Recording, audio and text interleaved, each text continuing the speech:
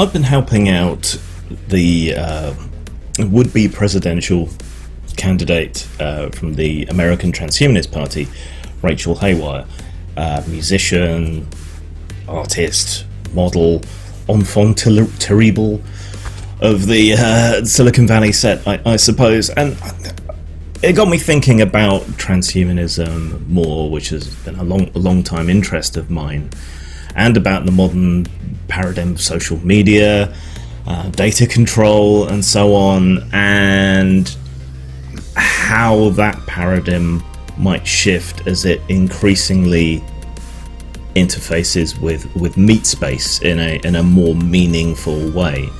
I was going to do one of my little mini documentaries on transhumanism more generally, kind of introducing the concept, talking about where things are headed, where technology is headed, the potential pitfalls and some answers to them, retreading some ground that I've done when I've talked about anarcho-technocracy and decentralized grids and all that sort of thing. It does feel like a bit of a retreading. I might still do it, but I'm going to do one of my sort of daily videos on this instead for now.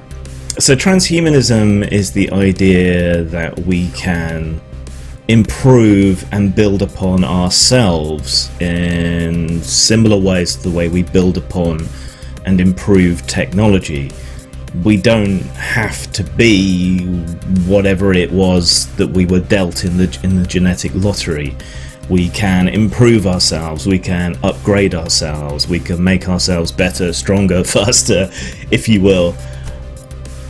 And to an extent we already can, though some of it's kind of accidental and so on. I mean, everybody is caffeinated.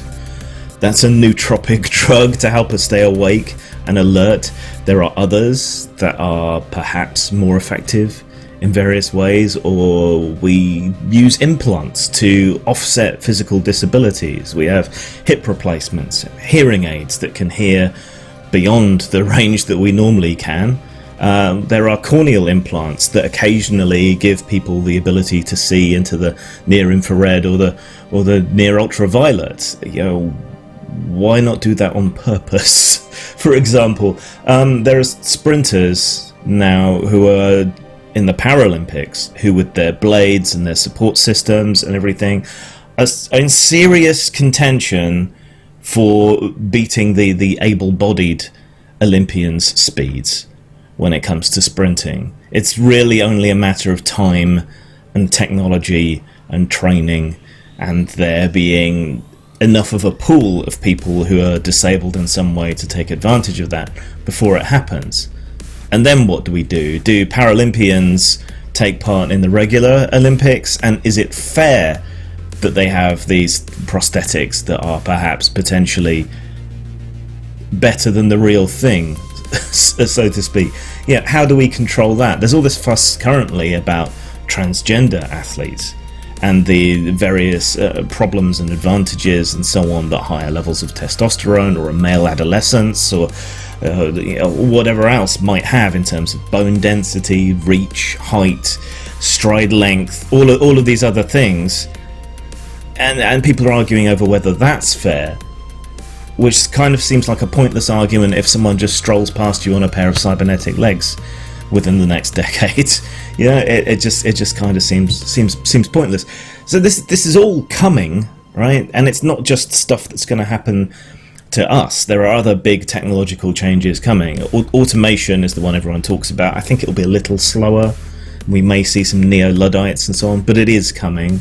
3D printing, much like home printing of paper and documents and things, that's coming. It's sooner or later it's going to be accessible to everyone. The internet, when I started up, was only really accessible to technological nerds who could either phone freak or had reasonably wealthy parents or whatever, because it cost money to be on the line to a BBS or whatever, and at 2600 you weren't exactly grabbing an awful lot of data. And now here we are, right? I'm uploading high definition video in a reasonable amount of time, 10-15 minutes for 10-15 minutes of video to YouTube, whereupon anyone in the world can download it and look at it. All that kind of disruption, all of that change that we've seen in the information sphere, in the news sphere, that's coming to meat space, which means that there's a lot of the same pitfalls and problems, the squandered promise that we've seen in the internet, that's going to come to meat space too.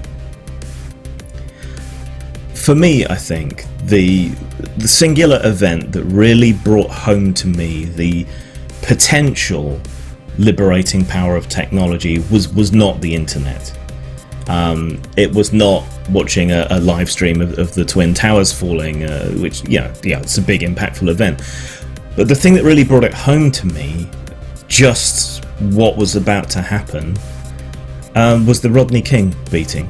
This is essentially pre-internet in any meaningful sense, at least as far as open access and everything was concerned. But cameras, home video, VHS handycams and so on, had become common enough that when this took place, someone was there with a camera to record it, and there was undeniable evidence of a savage, over-the-top beating by police on not innocent, but not deserving black man, which set off all these riots and everything when the court case went against, because everyone could see what had actually happened. Now, riots and things aren't good, but this did bring home to me the possibility of decentralized technology, of the accessibility that people had to technology, in that case video, and how that completely usurped and turned on its head the paradigm that we had been in terms of information technology and news up to that point. That idea, the citizen journalist, you also saw some of this with Moblog, which was an early mobile picture blogging site, with the 7/7 bombings. We were seeing footage and pictures and things on Moblog earlier than anything else, pretty much because some of the people who happened to be mobloggers were caught up in it and took pictures as they were leaving the underground. But that promise, the citizen journalist promise, has ended up squandered, and we now live in an era of fake news where things are like anti-vaxxers and conspiracy theorists and so on run rampant, and are often the most visible form of information that we see. So while we have access to a panoply of information, and in many ways the gatekeepers are gone, and all of this is, at least hypothetically, a good thing, because it also allows whistleblowing like WikiLeaks and all this other stuff to happen, it has a downside. And the other squandering of the promise was that this would put cameras in phones, constant access to the internet, the ability to grab an audience anywhere and everywhere in the world, at the click of a button. The idea that would be distributed to everyone is falling away. Social media platforms, YouTube, Twitter, Facebook, those are the big ones, right? And retail, Amazon is the big one, where you can buy anything just about anywhere in the world and have it shipped to you. The idea of this being distributed, of everybody being able to be their own journalist, their own blogger, their own videographer and everything, has been blunted and in some ways destroyed, I'm afraid to say, by these tech monopolies. And they're not without an agenda. People talk about them being left-wing or right-wing. They're mostly kind of libertarian, but not really. They have their idea, their vision of the future, and money is power, information is power, and these three near monopolies on social media tech have an enormous amount of power in very few hands, and everything else is just shoved to the fringes. That's a huge problem when it comes to information, as we've seen through the distortion of elections, and Facebook and others kind of stalling and misdirecting over the extent to which this may have happened. And I think this is the model of what we're going to probably see in the future as we shift into augmented reality, as we shift into implants and cybernetics and all the rest of it. I mean, we already have a problem in physical space with technological items that are riddled with spyware. And it's the value of that spyware, it's the value of the information that spyware can grab that allows some of these products to be cheaper, because the creator of the product can then sell the information that the product gathers and count that as profit. So it helps offset the cost of manufacture and shipping and all the rest of it. This is part of the reason why so much Chinese tech is so cheap. So what if instead of it being a Huawei mobile phone or a robot Hoover or whatever else, it's your arm, it's your eye, it's some kind of cognitive enhancing implant, and the reason you can afford to have it, the reason that it's cheap enough for you to be able to afford, is because it's giving constant information on your location, what you're looking at, who you're near, what you're doing with your hand, whatever else, and that's all being channeled back to someone else. So what's the answer to all this? I think in the infosphere we're seeing a certain amount of backlash and pushback, and to an extent a proliferation of alternative sites like MeWe, Mind, Gab, Steemit. There's a lot of stuff that's shifting to blockchain in particular, which has always struck me as a solution in search of a problem, but it may have finally found one in terms of big tech censorship and so on. But the uptake is low, and the kinds of people that end up on these alternative platforms may have, in quite a lot of cases, been banned from the mainstream ones for good reason, and that creates a kind of tainted image of these. But the rebellion is still heartening to see. We're seeing YouTubers fight back now. But how do you do that when it comes to products, when it comes to physical items? And we're seeing in the information sphere that it is really only the fringes and the radicals and the weirdos and the conspiracy theorists and the racists and so on that go independent, that go off grid in a way. They're kind of the kooky types. But how does that translate to physical items? I mentioned anarcho-technocracy, and I'm kind of obsessed with this idea at the moment. There was an Australian poet and political activist called Harry Hooton, who saw and understood pretty early, I think this was the 1950s, looking at the kind of priests of technology in their white coats and their clipboards and so on, that power was very soon, if it didn't already, it was going to lie in the hands of technicians and technology. And so his idea was that we should try and liberate and spread out as much expertise and access to technology as possible to as many different people as possible, so that there wasn't this new ruling class of tech priests, but that this was something that everyone could participate in.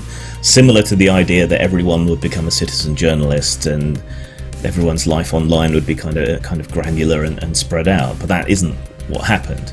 And similarly, I think if we're going to prevent the Silicon Valley types from dominating transhumanism, dominating integrated technology, human technology, I think we need to start dealing with the issue now, and making people aware of the issue now, and liberating that technology, that expertise, making it available to more and more people, which means, anarcho-technocracy, or if you prefer pop media representation, grinders, which is DIY transhumanism. I'll go into more detail on the ideas around this, but power generation can be brought locally to your house, your village, your town, your block, whatever. Solar panels and wind turbines, so that you're energy independent. There's vertical gardens, roof gardens. things like that. Yeah, there's so much you can do to attack scarcity, to grab hold of technology for yourself, to hack yourself, to biohack yourself, to try all kinds of different things. And the internet, if you can wade through the bullshit, has all kinds of information that is useful. You can learn, you can train yourself constantly. I certainly do. Wherever my flight of fancy takes me, something I want to learn about, off I go and I start to do it. But we need to start attacking this idea now. But why is it so sinister that the tech giants who have dominated the noosphere look set to dominate transhumanism, human upgrades and human technology, integrated technology, augmented reality? Why is that so worrying? Well, one of the most popular ideas in transhumanism is the idea of life extension. And there are various technologies and ideas that have withstood scientific examination that suggest you can extend your life to a certain degree, and that it may be possible technologically at some point in the not too distant future to become either physically very long-lived or informationally potentially immortal. Sounds wacky, I know, but if you consider the problems that we have now, where a huge chunk of wealth is inherited, a plutocratic less than 1% class sits on a huge amount of money, or only passes it on to their descendants. What if they never die? What if they never die and pass on to their incompetent descendants who don't have whatever graft it was that they had to get to that position, or luck, or whatever else? That means an increasing amount of wealth and power and influence and technology will stay in the hands of a gerontocracy, ruled by the old, by the ancient, the Methuselahs, those who've grabbed the transhuman technology first. Because the future is already here, it's just not very evenly distributed. And much in the same way we need to redistribute a degree of wealth in order to keep the engine going, I think we need a redistribution of technology and information and access to it. But things like gene therapies or designer children, these are likely to start out extremely expensive and available only to the very wealthy, just as space tourism is only available to the very, very wealthy indeed. So kids who already get privilege in the genuine sense of the word, because they come from a wealthy background and can be tutored and sent to the best schools and so on, will now also likely have the best genes, disease immunity, longer lives, faster healing, stronger bodies, all of these things, while us poor plebs will be left at the bottom of the genetic and medical lottery. So you have to start fighting that now, I think. And we need to wrestle back control for the public when it comes to information technology too. Zang. It's time for you boys to share my last taste of the true black meat. The flesh of the giant aquatic Brazilian centipede.